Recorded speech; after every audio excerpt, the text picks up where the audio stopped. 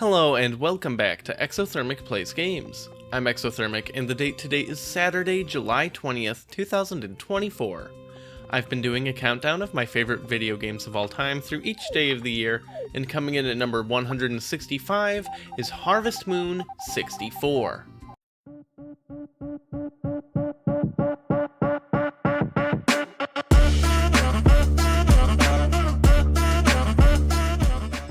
While not the first Harvest Moon game, Harvest Moon 64 was the first one that I had played.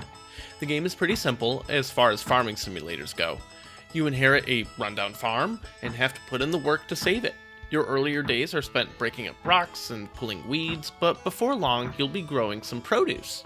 Sell your crops to fund more and keep on going. In addition to your farming work, you can go fishing for things to sell or gather items from the mine in town. While most of the game is just about the growth of your farm and ascending into a food empire, there's a nearby town that has a likable cast of characters and serves as the main way for any semblance of story the game has to progress. Amongst the denizens of the town, there's a handful of romance options for your character, and as you win over hearts and minds, you can get married and even have children. Each of the different bachelorettes are related to some of the other businesses in town. Anne works and lives at the nearby ranch, where you can purchase horses, cattle, and other livestock for your farm. Karen lives at the vineyard, but doesn't work there. Instead, she bartends at the local bar and is easily impressed if you can drink everyone else under the table. Potpourri lives and works at the florist shop, fitting, which is one of the most important places in town. In addition to just general flowers, they're where you buy your seeds for your crops.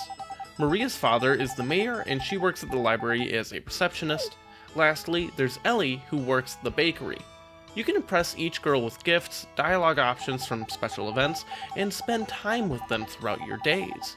You can tell the progress you have in the relationship by their heart indicator. You're not the only eligible man in town, however, as for each bachelorette, you have a rival that is vying for their hand in marriage. The game has a clock that runs throughout each day, so you only have so much time to get all of your work done and then socialize. So how do you find the time to progress both your farm and your relationship? Well, that's where town events come in. Every once in a while, there's a festival in town where the clock doesn't run, at least while you're in attendance, and you can slow down and talk to everyone and have a good time.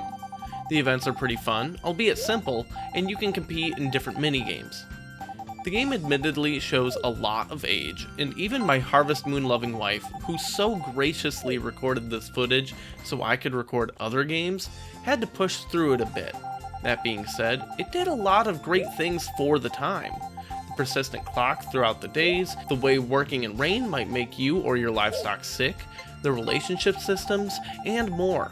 There's a lot of interwoven things here that make the game really responsive to your own actions, and the town evolves with you. There's other farming simulator games on the list, and they certainly rank higher and aged better, but I do have a special place in my heart for Harvest Moon 64, and if you have the time for the slower pace of the game, it can really let you mold the world to your own. Join me tomorrow as I talk about my 164th favorite game, where I'm basic and bad, and I'm gonna do a whole lot of quarter circles and love doing it.